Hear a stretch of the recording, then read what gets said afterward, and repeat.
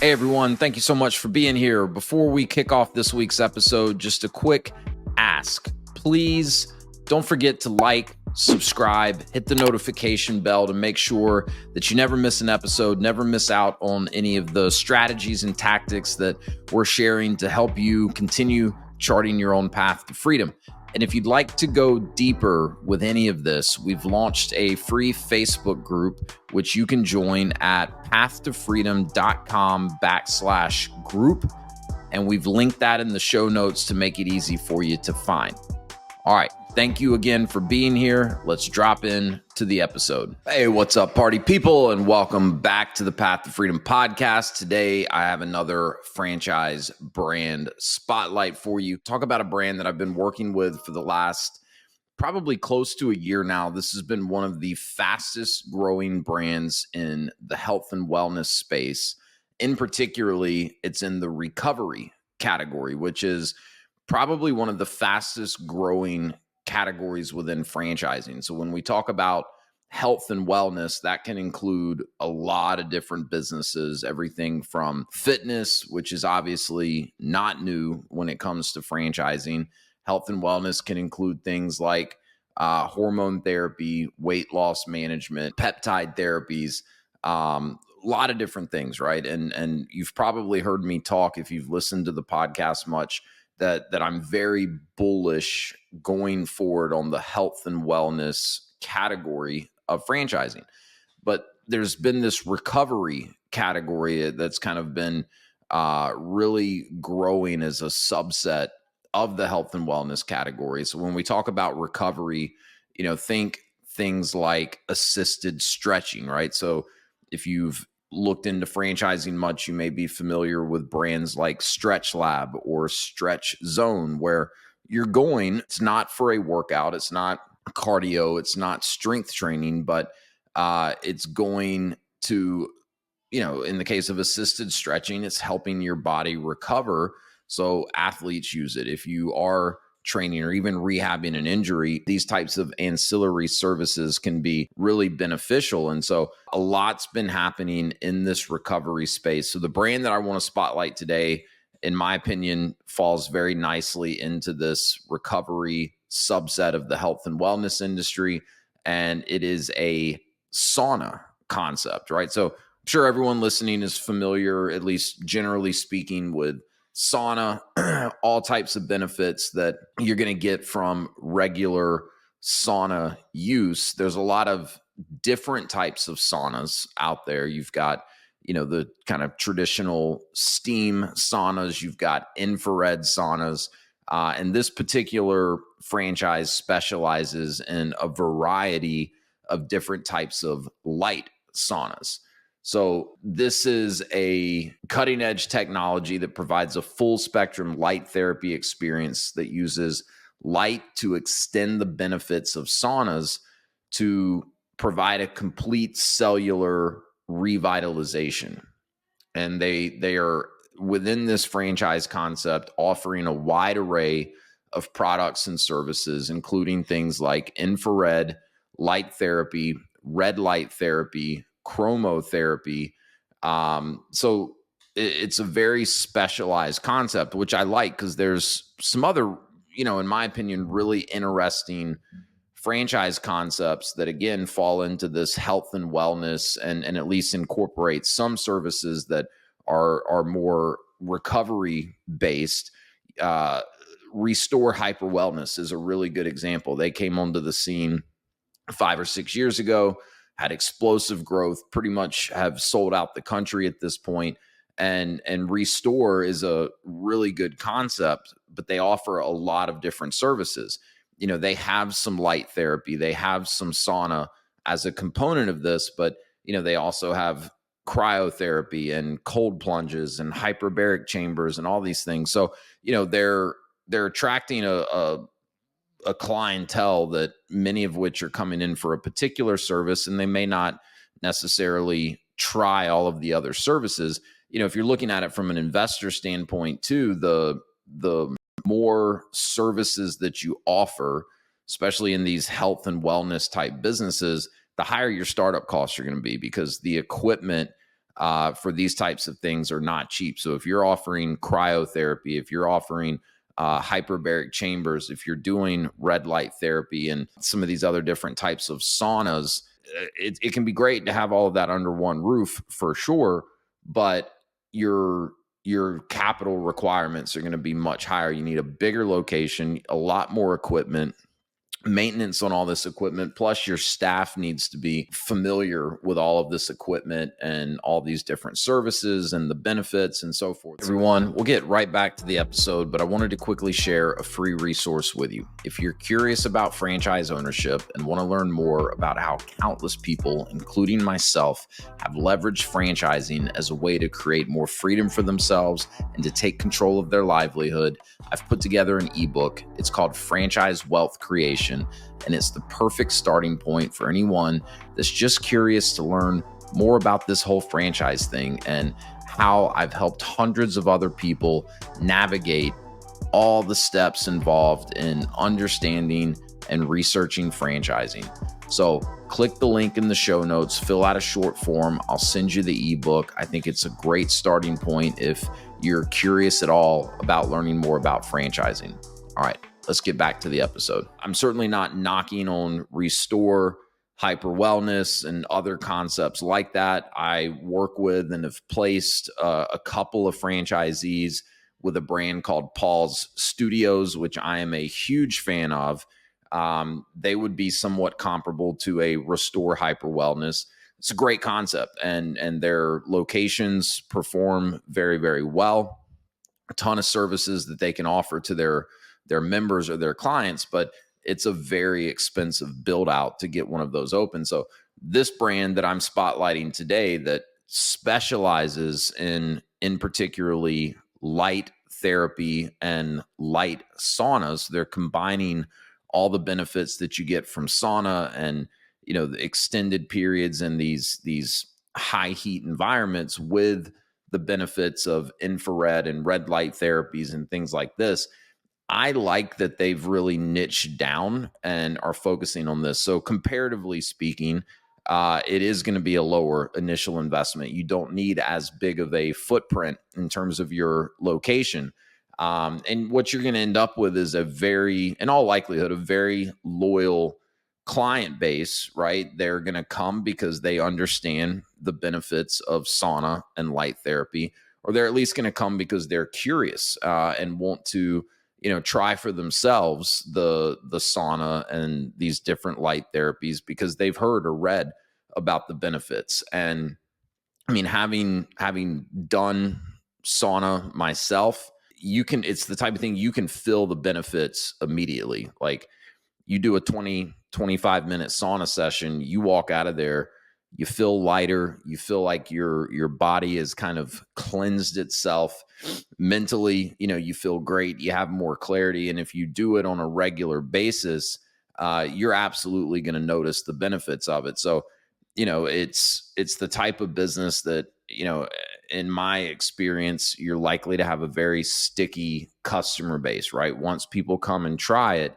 they're going to feel the benefits immediately. They're going to feel better. They're going to want to keep coming back. So anyways, all that to say, I like the fact that this brand is not trying to be everything to everyone when it comes to health and wellness and recovery. They are, you know, looking to be and are positioned to be the front runner in the sauna space as it comes to nationally franchised brands. And I do like the fact that they're taking, you know, this emphasis on light therapies, red light therapies, infrared, all of those things. So, you know, a couple other things that I really like about this brand, I've already kind of touched on this, but very competitive brand identity, right? This is the first brand to really position themselves to be a nationally recognized brand specializing in sauna and light therapies. I'm sure there are already other players coming onto the scene. There will be more players coming onto the scene, but you know, this brand is, as we sit here today, is clearly the front runner. They've been one of the fastest growing brands over the last, you know, year or so. They started franchising in 2022. The business was originally founded in 2019. They started franchising in 2022. So this is still a young emerging brand in a category that is, seeing a lot of growth in terms of awareness at the consumer level. They have sold, recording this in June of 2024, they have sold over 300 licenses, and that's across a little over 80 franchisees.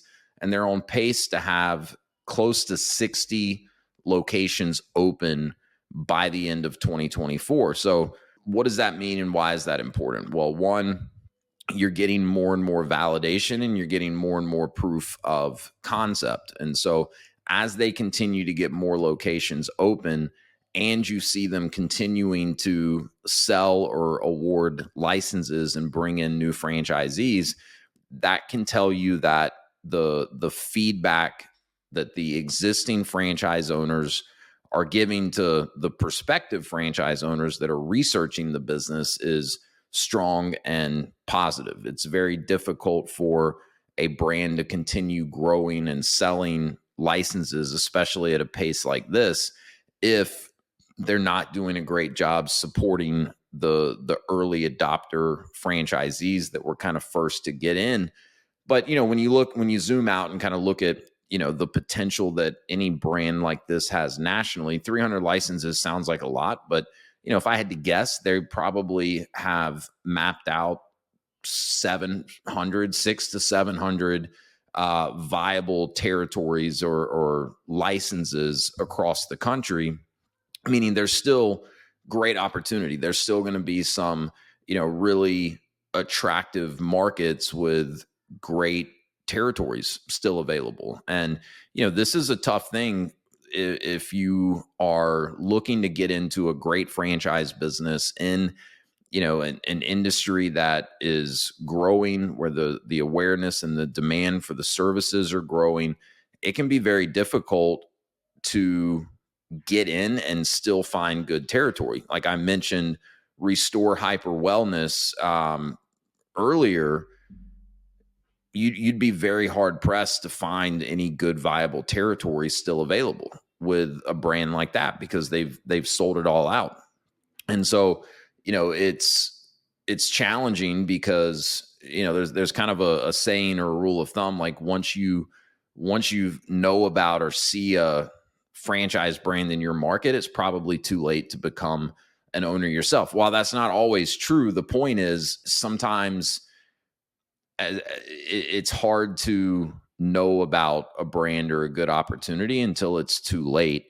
If you're looking at it from an investor standpoint, you want to, if you're going to invest in starting a franchise, you want to make sure that, you have good territory, and ideally you have room to continue to grow your business once you become a franchisee. So, this brand to me is in kind of the sweet spot where they're not brand new, right? They've been franchising for a couple of years now. The business itself and the founders have been operating and have proven the concept over numerous locations before they even started franchising.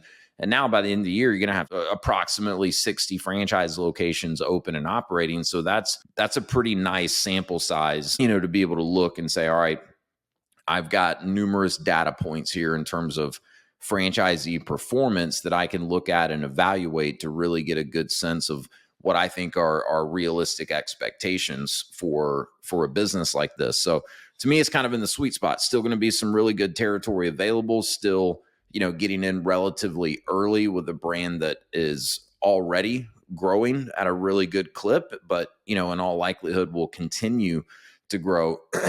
Anytime I work with an emerging brand, which I would still consider this brand emerging, I look really closely at the leadership team, and this brand has done a really good job of bringing in some very seasoned franchise executives. A lot of times what happens is, someone starts a business, they have success with that business, and, for one reason or another, they decide it makes sense to franchise their business. And while they may be experts in whatever that business does, if they've never franchised a business before, that's completely new. to them. And, franchising a business is a complex process for sure, to say the least. And, just because you're an expert in your business doesn't mean that you automatically are going to know how to navigate all the potential pitfalls when you start franchising your business. And,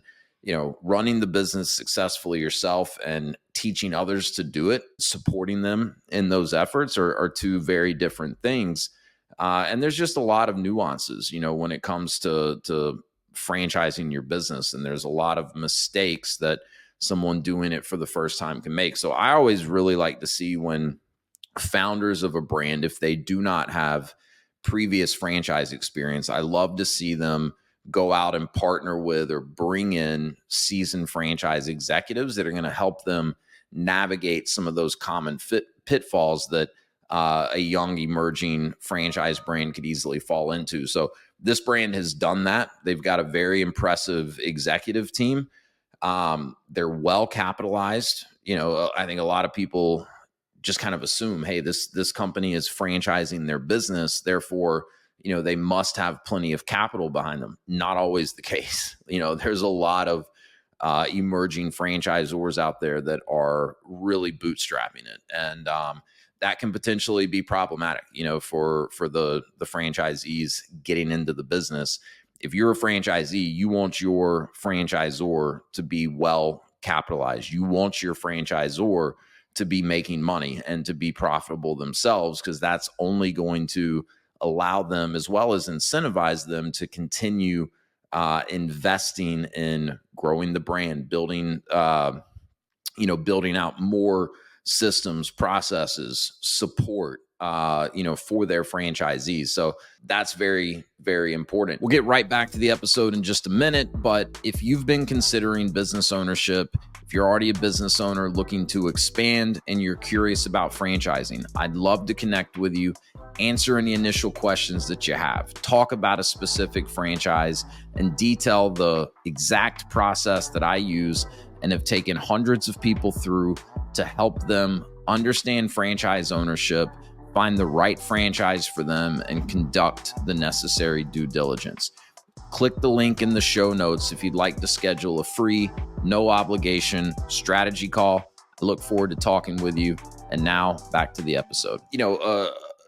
A brand like this has high revenue potential, comparatively speaking, when we look at other brick and mortar concepts. Boutique fitness, as an example, is a great business model. It's going to be capped. It's going to be pretty easy to calculate, what is the maximum amount of revenue that a single location can generate. And while that's the case here with something like this light sauna concept, I think that ceiling has the potential to be higher than a lot of other brick and mortar concepts in the health and wellness category, because it's a shorter amount of time that each client's coming in. It's easier to have longer operating hours. A lot of these locations are staying open well into the evening or the nighttime. So just some differences in the actual service that they're providing, how consumers or how clients consume the service, I think gives it a little bit of a higher ceiling. And then, as we've already kind of touched on, again, comparatively speaking to a lot of other brick and mortar concepts in this kind of health and wellness category, lower entry costs or lower startup costs, because they are narrowly focused on saunas and light therapies specifically. It's just not as complex or expensive of a build out. The other thing that this brand is doing really well, if you know anything about most businesses in the fitness or health and wellness category, especially if there's a membership component, which this brand does have a membership component, your goal is to open, or usually what they call have a grand opening with members already signed up, right? And in a perfect world, when you go to have your grand opening, you have at least enough members already signed up so that you can be break even right? You can have enough membership revenue coming in that you're able to cover your fixed costs, things like your lease, if you're paying a manager, the rest of your payroll expenses, even what you may have budgeted for marketing and advertising, or, if you have a loan on equipment, or, in a business where maybe there's an inventory component, you want to cover as many of those expenses as you can as quickly as possible. And, this is something no franchise out there can guarantee any certain financial results for their franchisees, right? Because there's a lot of variables involved. There are, a lot of things that the franchisor can do to help their franchisees be successful and profitable. There's a lot of things that franchisors can do to help their franchisees, get out of the gates quick and get off to a good start. But, most of those things are also going to rely on the franchisee executing, right? And so that's why in any franchise system you could look at, not every franchisee gets the same results, right? There's always a bell curve. There's always top performing owners, underperforming owners, and everything in between.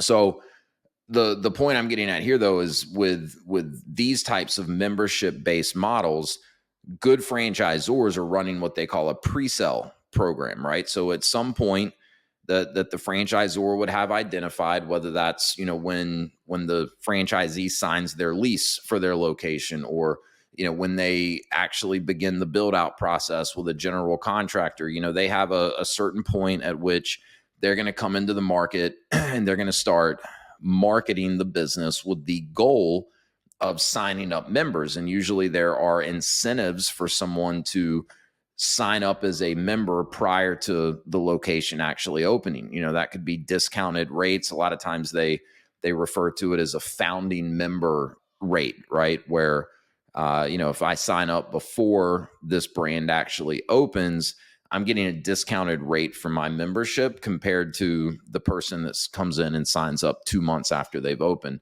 Again, while no results can be guaranteed, this brand has a phenomenal track record from what I've seen of helping their franchisees run very strong pre-sale programs and open up with very strong membership numbers. The other thing I like about this brand is we're kind of talking revenue potential. There are multiple revenue streams. As we talked about, you've got a variety of services, right? All of which incorporate some sort of sauna and or light therapy, but there's different variety of those, right? So one person may come in and, sign up as a member because they are particularly interested in red light therapy, right? But in coming in, they may also decide that, hey, I want to try this what do they call it? Chromotherapy.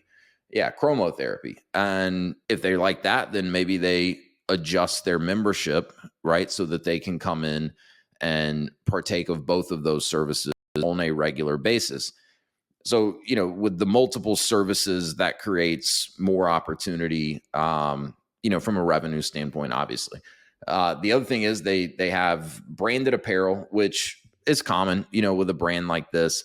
Usually, you see things like branded apparel make up a very, very small percentage of the overall revenue mix. This brand, I would say, has done a very good job with their branding, and their apparel seems to make up a higher percentage of the overall revenue mix for a lot of their franchisees than what you would typically expect with this type of business. But the other revenue stream I really like is they have a nutritional supplement line as well, right? And so if you think about it, if you're paying money to come in on a regular basis to, do the sauna or any of these light therapies, chances are you're the type of person that, you probably have a gym or fitness membership, or, you have a home gym type of setup. You're taking care of yourself. You probably, at least somewhat looking at what you're eating, trying to eat clean and healthy. And you're probably willing to spend money on supplements as well. So I like it when, a brand like this incorporates that, is the branded apparel and the nutritional supplements going to, make up this huge percentage of your overall revenue. No, it's not. But, when you've got a membership model like this, when you have what should be a sticky customer base, meaning your month to month retention rates are strong. Most people are continuing to come back and continuing to pay for their membership.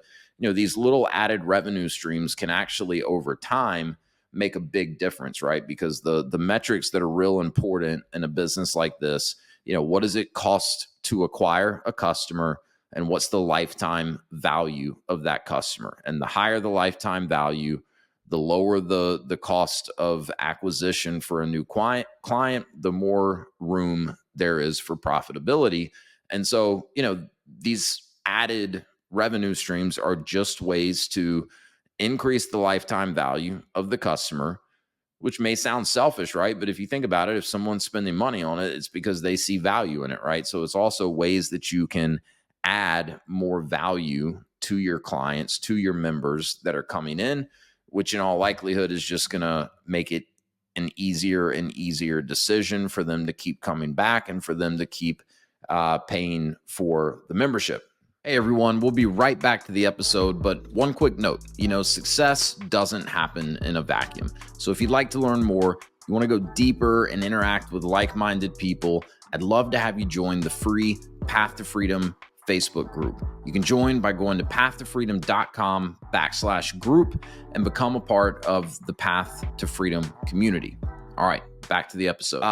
The other thing I would mention is this is not only a membership model, right? The goal and the people that are going to come and use this service on a regular basis, the membership is going to make the most sense. But a lot of people are going to want to come in, maybe try it for a few months before committing to a membership, right? So you do have the option to just come in and essentially pay out of pocket for the services when you use them.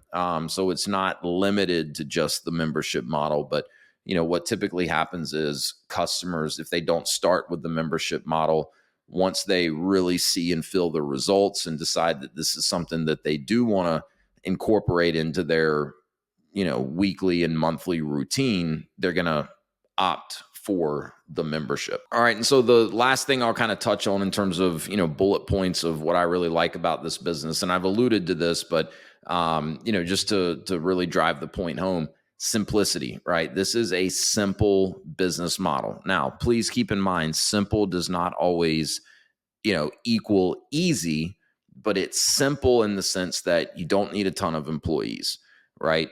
They're very, very specialized on a certain type of product and service. So as I kind of, referenced earlier with some of these other brands in the health and wellness space that have this, very large menu of services that they offer, this is going to be much simpler. Okay. And, one thing that I know most people looking to invest in a franchise business, they're not looking to make their life extremely more complicated than whatever they're doing now. Lifestyle is usually a big part of why someone's looking to transition into business ownership. And take it from me, I've learned this lesson the hard way. Some businesses are going to be far more lifestyle friendly than others. And that is something that one should absolutely spend a lot of time trying to learn and understand if they're investigating a franchise or any business, right? Is, what is my day-to-day life as the owner of this business likely to look like, right? And that's not always going to be the same, right? Your day-to-day as an owner in a business probably looks very different in year one than it does in year two, than it would in year five, right? So just like in life, there's going to kind of be chapters of your business ownership journey. But the point is, this has got, all the ingredients for a simple lifestyle friendly business. And I'll close this out just by sharing a few other general kind of takeaways here, right? The global health and wellness economy in 2019 was valued at $4.9 trillion, trillion with a trillion and is expected to reach 7 trillion by 2025. So, if sauna or light sauna doesn't particularly pique your interest, just keep in mind, this health and wellness and in particularly, in my opinion, kind of recovery category, I think has got massive potential to just continue to grow.